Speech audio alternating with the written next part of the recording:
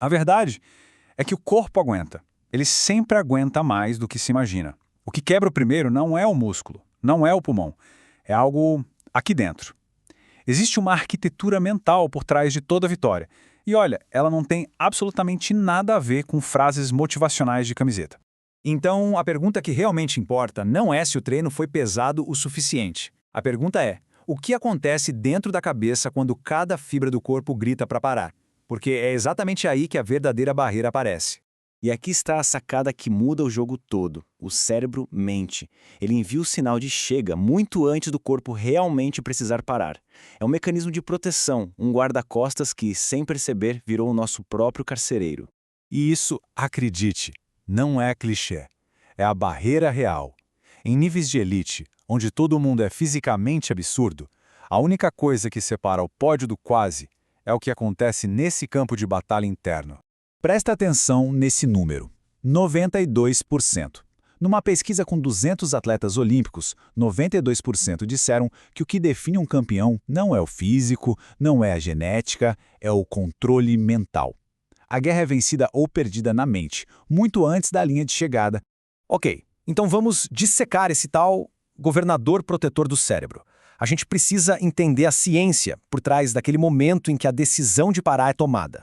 O nome disso é Teoria do Esforço Percebido, do professor Samuele Marcora. E, traduzindo, é bem simples. O limite não é quando o músculo falha. O limite é quando o cérebro percebe que o esforço é grande demais. É uma interpretação, uma decisão, não uma falha física real. E a prova está aqui.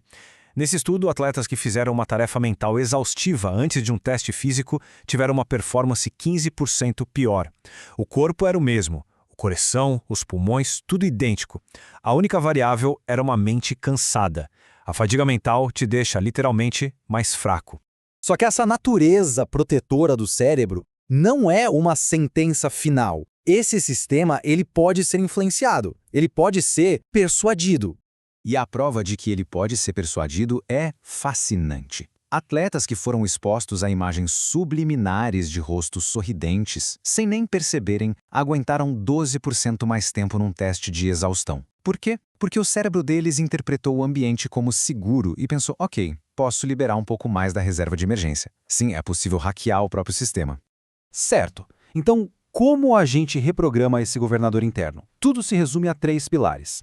3 habilidades que os melhores do mundo não nascem com elas. Eles treinam todos os dias. Primeiro, dominar aquela voz dentro da cabeça. Segundo, aprender a ficar confortável no desconforto.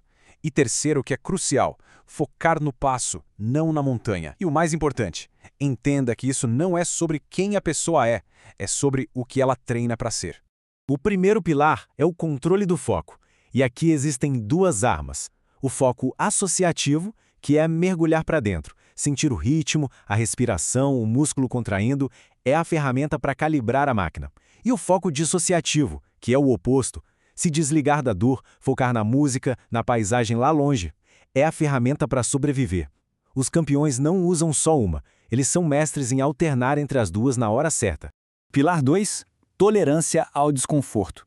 Existe uma ideia chamada regra dos 40%. Ela diz o seguinte: quando a mente grita, chega, não dá mais, nesse momento o corpo só usou 40% da sua capacidade real. Aquela primeira parede, aquele primeiro muro, não é o limite. É só o portão de entrada para a verdadeira batalha mental. E chegamos ao terceiro pilar, que é um paradoxo total. Quanto mais se pensa no pódio, mais longe ele fica. Por quê? Porque focar no resultado final ativa o sistema de ameaça do cérebro. Os músculos tensionam, a respiração desregula, as decisões pioram. É uma ironia cruel, não é? Para vencer, é preciso esquecer a vitória e focar obsessivamente no próximo passo, na próxima braçada, na próxima pedalada. Só isso. Certo. Vamos sair da teoria e ir para o campo de batalha. Como tudo isso funciona na prática, no meio do caos de um triatlon ou da brutalidade de um High Rocks? No jogo de longa duração que é o triatlo, a gestão é tudo. A Chris Wellington, por exemplo, não corria uma maratona. Ela corria 8 provas de 5 quilômetros. É o chunking. O cérebro lida muito melhor com metas curtas. Jan Frodenour não visualizava o pódio. Ele visualizava a transição perfeita, o movimento exato da braçada. É a execução, não o resultado. Já no High Rocks, que é pura intensidade, o jogo é outro. É sobre o reset. A prova não é vencida nas estações, mas nos 20 segundos de transição entre elas. É ali que se respira, se acalma o sistema nervoso e se prepara para o próximo pico de sofrimento. É um ciclo de dor e reset, 8 vezes.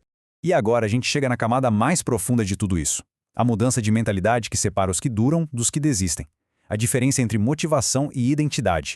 Olha bem para isso. Motivação é uma emoção. É instável, vai e vem. Ela depende de se sentir bem. A identidade é diferente. É um estado de ser. É consistente. Ela não depende de sentimento nenhum.